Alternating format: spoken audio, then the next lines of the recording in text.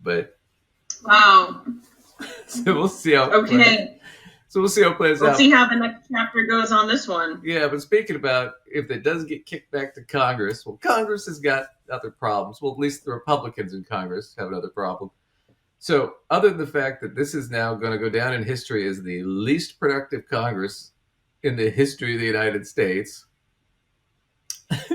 which is funny because the previous Republican Congress under Trump was the least productive. And then the Democrats, when Pelosi was in charge, they got a lot done. Right? And now we have nothing done again. And part of it's because they kept fighting over speaker and who's going to be the speaker. They finally landed on Mike Johnson, who's a theocrat. He's a nutball to be speaker. But Mike Johnson's run into some problems, and they're going to cover this on the majority report real quick. Mike Johnson's run into some issues lately. My gosh. If you'll recall, back in December, I guess, was it November or December, there was a Republican Speaker of the House named Kevin McCarthy. Mm-hmm. And he was desperate to stay in office and get his time in the sun. And so he agreed with a couple of the Freedom Caucus members to put in a provision where like one person could basically bring him up for a vote. And that happened. The Republicans had about a 8-vote cushion against the Democrats. The Democrats are like, well, we're not going to vote for you to be Speaker of the House because you're from the other party. And why would we do that? Yeah. And the McCarthy couldn't get those 9 votes that he needed from Republicans. And so he was ousted. And there was, I don't know, about 5 or 6 failed attempts to elect someone else to be Speaker. And then ultimately, they decided on the one of the biggest theocrats in the House, somebody who apparently does not believe in having any interest-bearing bank accounts, so that he doesn't have to reveal his assets. I forgot about that. That was the other weird thing about Mike Johnson, is he doesn't have any bank accounts, so he doesn't have to expose what his assets are. What a freaking weirdo. I know, so he could take... Yeah, vote for that guy. Yeah, he could be taking all kinds of money. But we'll get to it back here. We'll get back to Sam and Emma here. But yeah, it's weird. To anybody.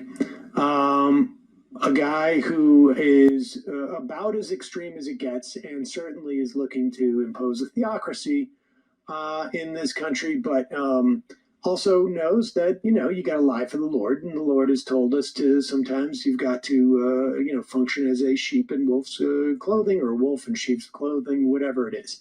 But everyone was talking about how these conservatives have been able to sort of control their party, these 9 people, at different times it was slightly different 9, and bring them to their knees. And it turns out, well, that didn't happen, really. There are 2 deadlines for funding to run out for the government. One is on January 19th. The second one is in the first week of February. And there are different things that are going to run out of money at different times. There's a partial government shutdown on the 19th and the full government shutdown by February 2nd. Mike Johnson has come to a deal with Chuck Schumer on how to fund the government. Now, Sam will probably cover this a little bit, but I want to cover it real quick. So what happened was he can't get the Republicans to vote to avoid the government shutdown, which is really devastating because they got away with it under Obama, blaming Obama for them shutting down the government. They got away with it to a degree, but now they've done it so many times, everybody knows it's the Republicans.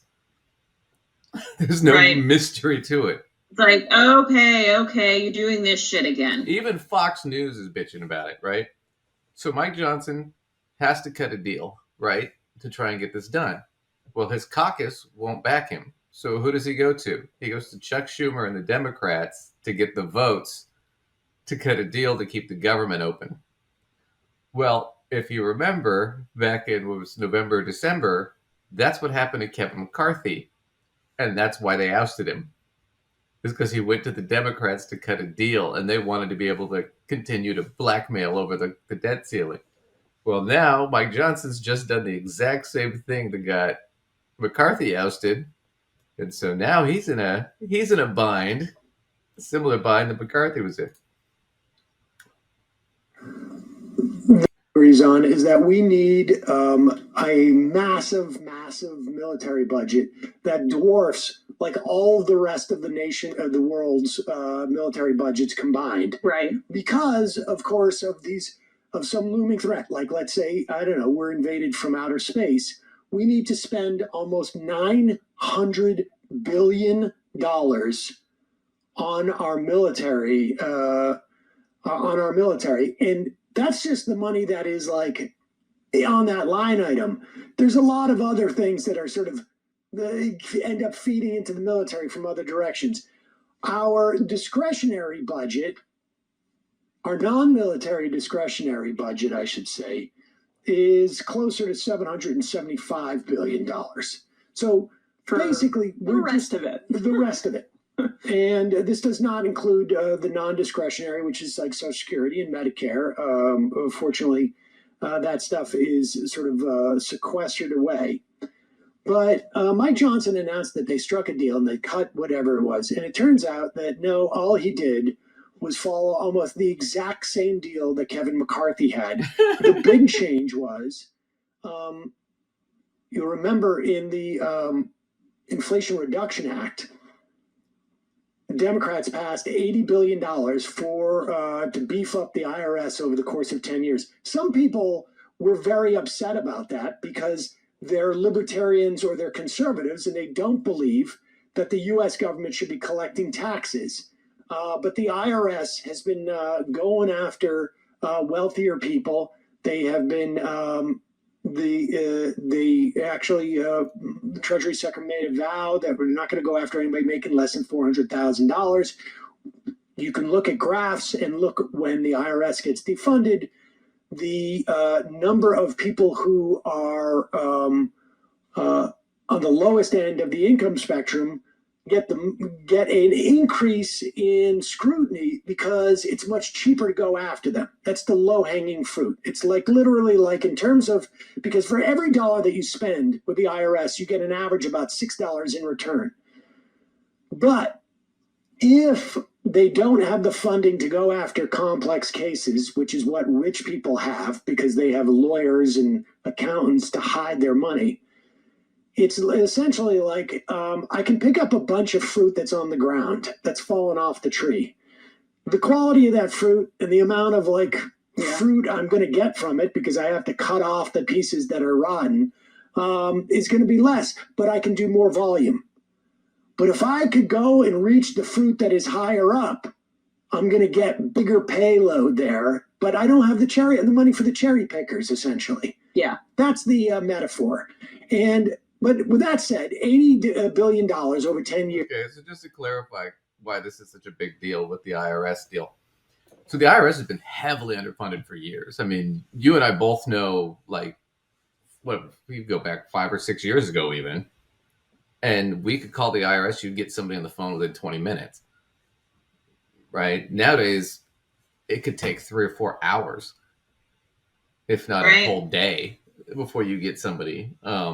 Just because they've been so understaffed. But now they've gotten $80 billion over the next few years. They're hiring a lot more people, but they're hiring a bunch of new agents. And the reason they're pushing that is because tax revenue is not doing great, but our deficit spending has gone way up. Well, one way to increase tax revenue is to start auditing all these wealthy people who've been getting away with not paying their taxes for years and years and years because there's no cops available to go hunt them down. Right? When his whole point was when the IRS was underfunded and there were very few IRS agents, they didn't have the money to go after these people or the resources. So when they did audits, who did they go after? They went after people making under $200,000 a year. People making under $100,000. So the rich people were getting away with not paying their taxes, but the middle and lower incomes were getting raped. So that was part of the deal is McCarthy tried to do this, didn't really work, and then Mike Johnson's trying to do this now, where he's like, well, let's cut the funding to the IRS because that'll make his constituents happy, because his constituents are mostly rich guys. So that's what a lot of this scam was going for. But the Republicans are upset because that's what they want really bad. Years, the Democrats agreed with McCarthy in a deal where they would cut 20 billion of that 80 billion, and they would do it over 2 years. Well, Mike Johnson has got that 20 billion in 1 year so that he can claim that he cut the budget more and sell it to conservatives. The problem is he knows he's full of it. He didn't even tell his Republican colleagues that he was doing it, which they're pissed about. Yeah. And it looks like we're back to the drawing board where the Republicans are, some of these conservatives are going to shut down the government. After all that, they got nothing of what they wanted. Can I read you this quote from Punchbowl? According to Jake Sherman of Punchbowl, this is from a very well-connected House Republican. Significant concerns growing about Mike's ability to jump to this level and deliver conservative wins. Growing feeling that he's in way, way over his head. As much as there was valid criticism and frustration with Kevin, Mike is struggling to grow into the job and is just getting rolled even more than McCarthy did. It's which is funny to me because he's only had the job for a couple months. On top of that, man, at this point, why would you even apply for this job? Because nobody can stay in it at this point. You signing up for this job is you literally knowing you're gonna get tossed out on your ear. Well, or at least humiliated, because what's going to happen here is the Republicans aren't going to go with him on this, and they're going to try and shut down the government. And Republicans are going to get blamed. On top of that fact, even if he survives, which would actually be better for Democrats, which is probably why Schumer was willing to cut this deal with him, the reason it's better for Democrats is because Kevin McCarthy was the highest fundraiser in the political caucus, in the Republican political caucus in the House. Kevin McCarthy was raising hundreds of millions of dollars a year for elections. Mike Johnson can't do that. The donors don't like him. He's not raising anything. So, of course, Schumer and all these guys, yeah, Mike, we'll cut a deal, 20 billion, fine. We'll give it to you in 1 year. Sure. That way you can say that. They're happy to have it because they know they're like, okay, he's not going to raise any money. We'll sweep him in November. And then come January when we have the House again, we'll just reverse all this shit. Because we'll have the House and the Senate. Oh man, it's such a shit show over there. I can't even take it. Well, it's good news for the Democrats, but it's like, yeah, that's kind of what's going on here. Is he's kind of between a rock and a hard place because he can't get his constituents together, and they're already. I mean, he's got all the MAGA people, and they're nuts, and they're screaming, "Yeah, let's shut it all down." And it's like, why? Because the IRS is going to go after, Elon Musk or somebody. I mean, it doesn't affect you. Right. In fact, it might increase your benefits because there'll be more tax dollars. Anyway. So do we have anything?